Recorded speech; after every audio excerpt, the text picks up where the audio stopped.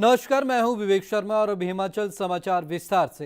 हिमाचल प्रदेश में छात्र संघ पर चुनाव रोक लगने वाले फैसले ने छात्र संगठनों को गुस्से से भर दिया है और विश्वविद्यालय समेत राज्य के तमाम सरकारी कॉलेजों में फीस बढ़ोतरी के फैसले के बाद छात्र आंदोलन तेज होता जा रहा है।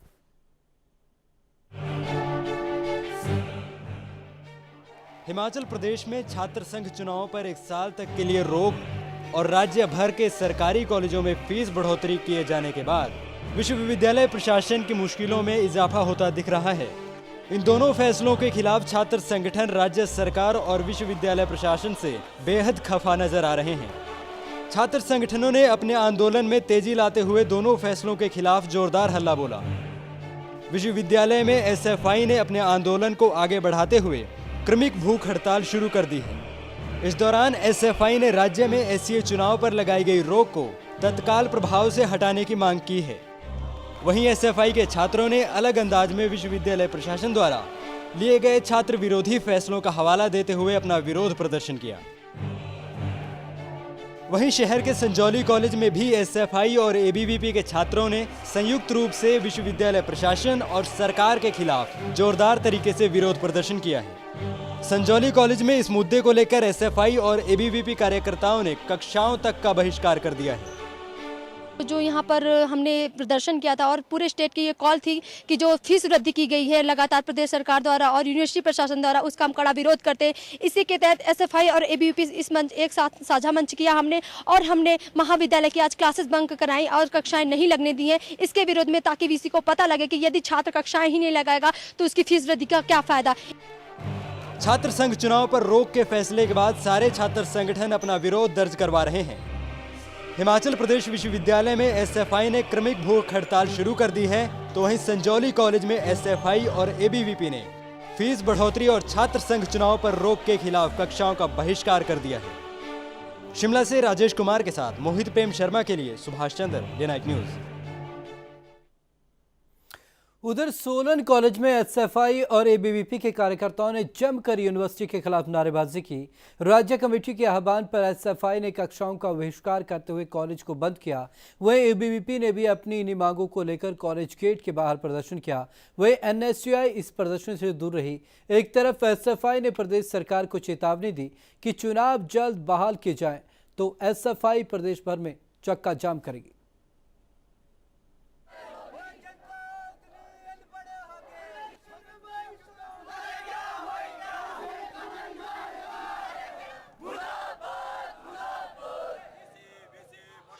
फीस वृद्धि को लेकर, रूसा सिस्टम को लेकर और ये जो इलेक्शन बंद किए गए हैं, इन सभी को लेकर एक आह्वान किया है कि हम जितने भी हमारे हिमाचल प्रदेश में पूरे कॉलेजेस हैं वहाँ पर हम सारे एक दिन के लिए पूरे कॉलेज बंद करवाएंगे।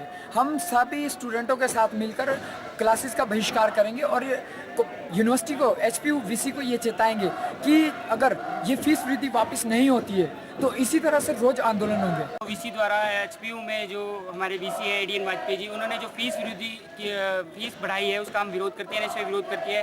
पूरे प्रदेश में पहले ही विरोध कर चुकी है और आगे आने वाले समय में विरोध करती रहेगी। हम चाहते हैं कि इस फीस वृद्धि को वापस लिया जाए और जो इलेक्शन बंद किए हैं वो एक डेमोक्रेसी जो है, वो छात्रों की एक डेमोक्रेसी का जो है मर्डर किया गया है। तो छात्र संघ चुनाव करवाने प्रत्यक्ष रूप से जरूरी है और हम एनएसयूआई चाहती है कि प्रत्यक्ष रूप से छात्र चुनाव हो और एससीए बन के आए। नूरपुर के डिफेंस रोड पर एक कार लगभग 15 फीट गहरे नाले में गिरने से दुर्घटनाग्रस्त हो गई, जिसमें मौजूद 2 लोगों में एक की मौत हो गई जबकि दूसरे की हालत गंभीर बनी हुई है। फिलहाल हादसे के क्या कारण रहे हैं इसका पता लगाने में पुलिस जुटी हुई है। यह दोनों युवक सेना से संबंधित बताए जा रहे हैं।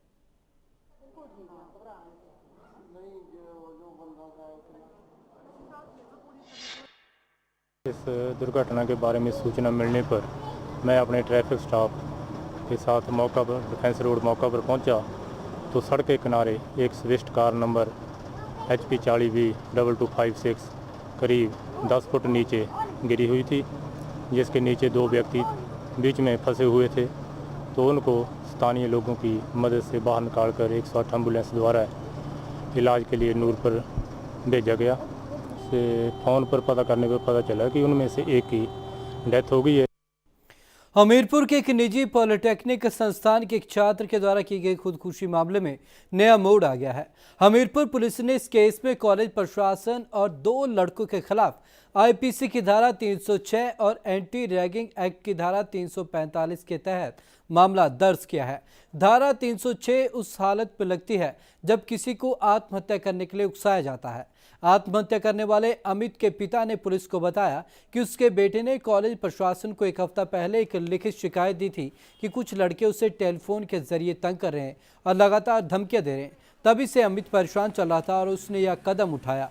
गौरतलब है कि मृतक अमित कुमार सिविल इंजीनियरिंग का डिप्लोमा कर रहा था और उसने 1 अगस्त को ही संस्थान में ज्वाइन किया था।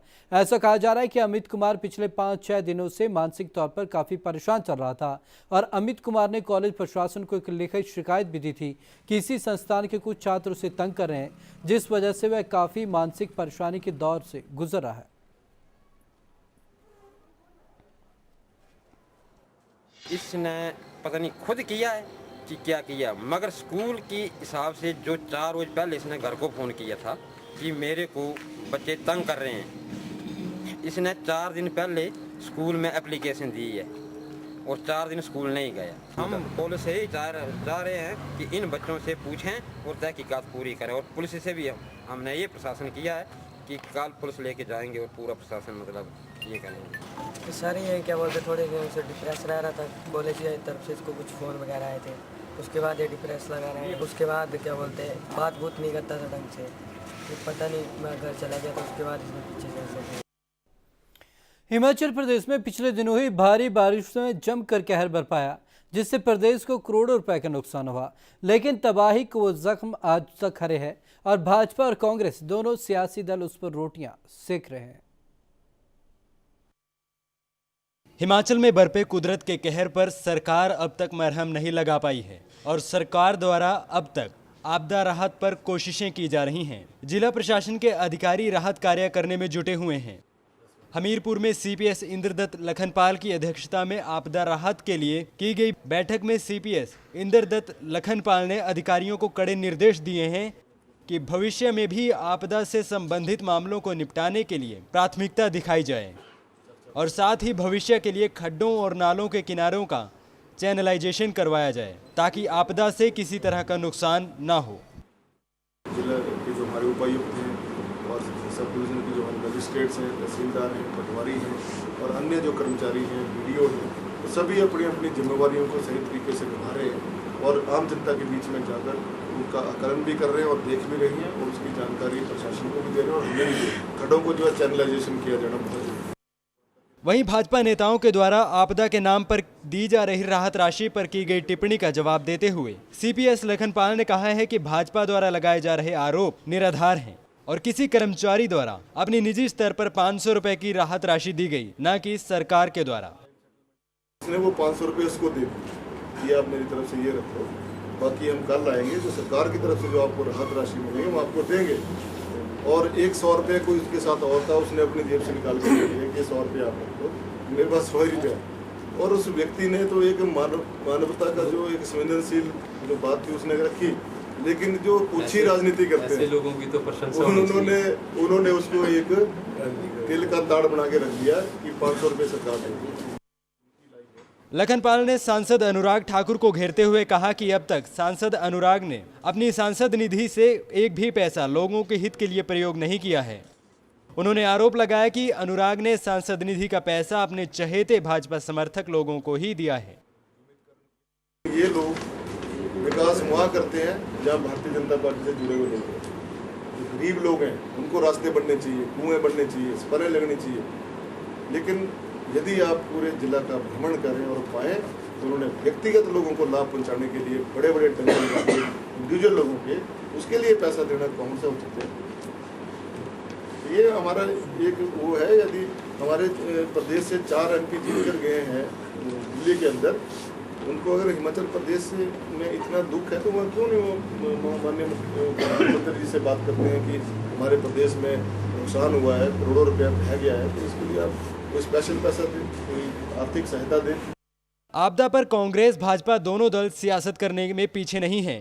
कभी भाजपा सरकार से आपदा पर राहत देने को लेकर सवाल करती है तो कभी कांग्रेस भाजपा से सांसद निधि को लेकर जवाब मांगती है। इन दोनों दलों की लड़ाई में राहत की उम्मीद लगाए प्रदेश की जनता के जख्म पर मरहम लगाने वाला कोई भी नहीं है। हमीरपुर से अरविंदर सिंह के साथ Subhash Chandra, day night news. Hamirpur में युवाओं की प्रतिभा को मंच प्रदान करने के मकसद से भारतीय जनता युवा मोर्चा द्वारा जिला स्तरीय सांस्कृतिक प्रतियोगिता का आयोजन किया गया। इस प्रतियोगिता में जिला भर में 20 से अधिक शिक्षण संस्थानों के बच्चों ने हिस्सा लिया, जिसमें solo dance, group dance, modelling, गायन और दूसरी प्रतियोगिताएं आयोजित की गई। इस कार्यक्रम का शुभारंभ सांसद अनुराग ठाकुर ने किया। वहीं कार्यक्रम के समापन में प्रदेश के पूर्व मुख्यमंत्री प्रेम कुमार धूमल बतौर मुख्य अतिथि के तौर पर शिरकत करेंगे।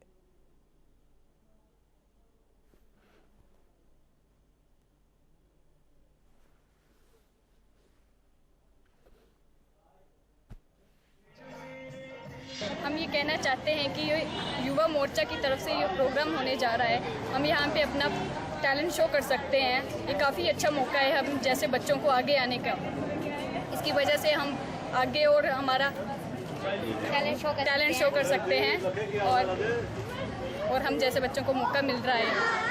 ये हमें एक शिक्षा के लिए बहुत अच्छा है। इससे जो बच्चे हैं उनमें जो इतना टैलेंट होता है वो अपना टैलेंट एक्सप्रेस कर सकते हैं और युवा मोर्चा का हम बहुत ज़्यादा धन्यवाद है। आज हमीरपुर जिला ने एक शुरुआत की है कि जो सांस्कृतिक मंच पर लोगों को एक ऐसा मौका दिया जाए जो प्रतिभाशाली युवा हैं वो अपनी प्रतिभा को दिखा सकें और कुल मिलाकर उनको आगे बढ़ने का एक अवसर मिले।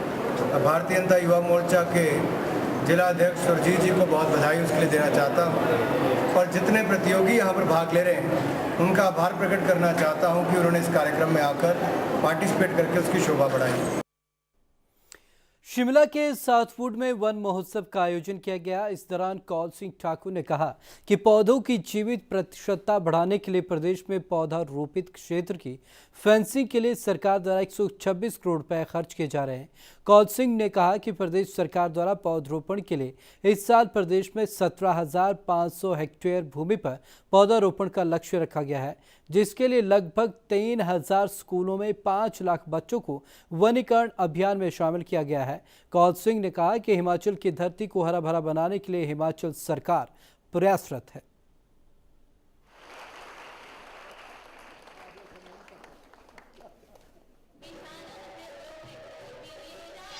अंतर्राष्ट्रीय युवा दिवस जो HIV एड्स के बारे में 12 अगस्त से मनाया जा रहा है, उसका समापन हो रहा है।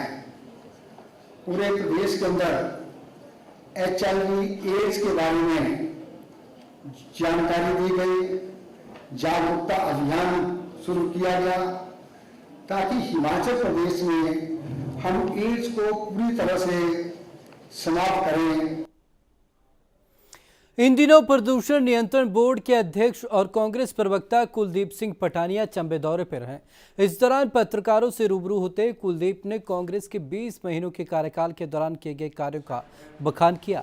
कांग्रेस में हो रही उथल पुथल पर बोलते हुए कुलदीप ने कहा कि प्रदेश सरकार को किसी पार्टी से कोई खतरा नहीं है। वीरभद्र सिंह के नेतृत्व में कांग्रेस ने प्रदेश में अपने 5 साल सफलतापूर्वक शासन किया है और आगे भी कांग्रेस का शासन बरकरार रहेगा।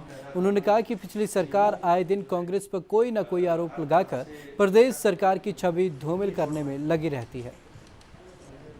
और उसके अलावा total pollution control board agency and मतलब 10:30 बजे वो गैस मतलब बहुत सारी। जब सरकार ने अपना कार्यभार संभाला तो विरासत में जो हमको मिला, क्योंकि इससे पहले भारतीय जनता पार्टी की सरकार थी, आदरणीय श्री प्रेम कुमार धूमल मुख्यमंत्री थे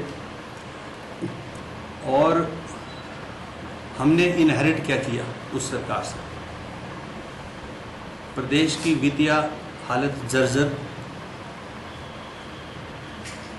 हमारे जो संसाधन थे, रिसोर्सेज, जो प्रदेश के जो रिसोर्सेज थे, जहां पूर्व में श्री वीरभद्र सिंह जी ने जो संसाधन थे जहां छोड़े थे, जब उन्होंने टेक ओवर किया तो स्थिति पलटी हुई थी। मतलब जो पैसा सरकार के पास संसाधनों के रूप में आता था उसमें बहुत कमी आ चुकी है। मेरा आरोप है भारतीय जनता पार्टी सरकार के ऊपर, पिछले 5 वर्षों में सारे प्रदेश में और विशेष तौर पर चंबा जिला में एक भी नई सड़क परियोजना स्वीकृत नहीं हुई। ये पिछली सरकार की उपलब्धियां हैं जिला चंबा में विशेष रूप से। चंबा के शिक्षण संस्थानों में इन दिनों लोगों को जागरूक करने के लक्ष्य से शिविरों का आयोजन किया जा रहा है। 3 दिन तक चलने वाली इस कार्यशाला के दौरान लोगों को शौचालय निर्माण और पेयजल गुणवत्ता के बारे में जागरूक किया गया। कार्यशाला में विभिन्न ब्लॉकों से आए पंचायत प्रतिनिधियों और एनजीओ के कार्यकर्ताओं ने हिस्सा लिया। इस कार्यकर्ताओं ने लोगों को खुले में शौच करने से होने वाली बीमारियों के बारे में बताया, साथ ही शौचालय के निर्माण के महत्व को भी समझाया।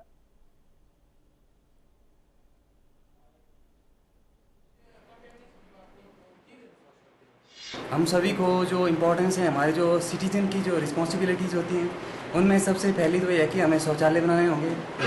और हमारे गांव का जो एरिया जो काफ़ी डस्ट है, वेस्टेज वगैरह काफ़ी ज़्यादा होती है वहाँ पे, तो उस एरिया को हमें साफ़ करना है, नीट एंड क्लीन करना है। इसके लिए जो एजुकेटेड पर्सन है, they have to promote this of the order, ताकि हम वहाँ से अपने जो गाँव है, अपना जो सिटी है, हमारा जो स्टेट है, उसको नीट एंड क्लीन कर सके। हमें जो बताया गया 3 दिन में, उसमें स्वच्छता के बारे में बताया गया, जैसे कि शौचालय बनाना बहुत ज़रूरी है, पानी के बारे में बताया गया, और पानी की रख रखाव में के बारे में बताया गया, और स्वच्छता के बारे में बताया गया। साफ पानी पीने से क्या होता है और गंदा पानी पीने से क्या बीमारी लगती है, तो यहाँ मैं काफ़ी सीख चुका हूँ इस 3 दिन में। और मैं अपने गांव में जाकर, अपने तहसील में जाकर, जो भी मेरे से होगा, मैं अपने गांव में जाकर, घर घर में जाकर पूरा बतलाऊंगा कि इस खुले में शौच नहीं करना है, साफ पानी पीना है,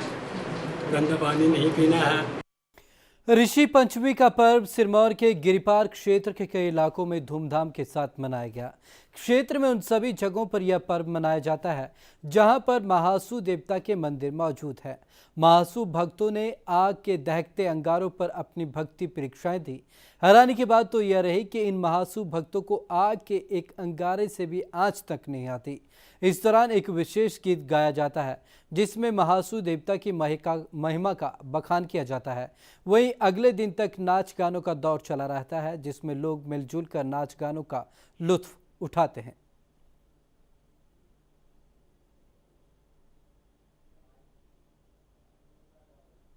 जो पौराणिक जो है जम्मू कश्मीर से जो चला है, देवता एक जो है समुद्र में जो एक पत्थर जो है बह गया था, उसके लिए जो है महासू देवता खेलते हैं उस रात में। और जो उनकी डोलिया है, जो 4 वीर देवता, 4 देवता है, 4 भाई महासू है, उसके ऊपर जो खेलते हैं और आग के ऊपर चलते हैं और अपना जो है आनंद लेते हैं। पंचमी का पर्व मनाया जा रहा है। यहाँ महासू देवता का मंदिर है और यहाँ आज रात को गाने लगते हैं और महासू नारायण आग पे खेलते हैं। जब जिसको देवता आता है तो आग पे खेलते हैं, पर वो जलते नहीं है।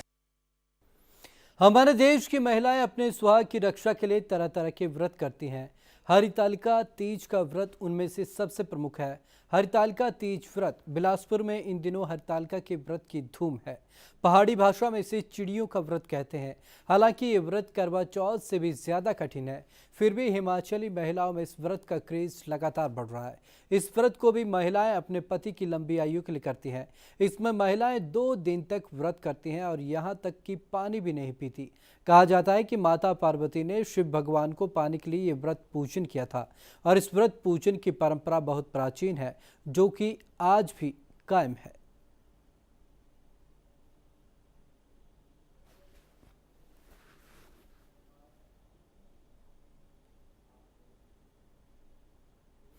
हिमाचल समाचार में अब तक के लिए बस इतना ही। मुझे दीजिए इजाजत। नमस्कार। खबरों की दुनिया में आइए, हमारे साथ कहीं भी और कभी भी जुड़िए।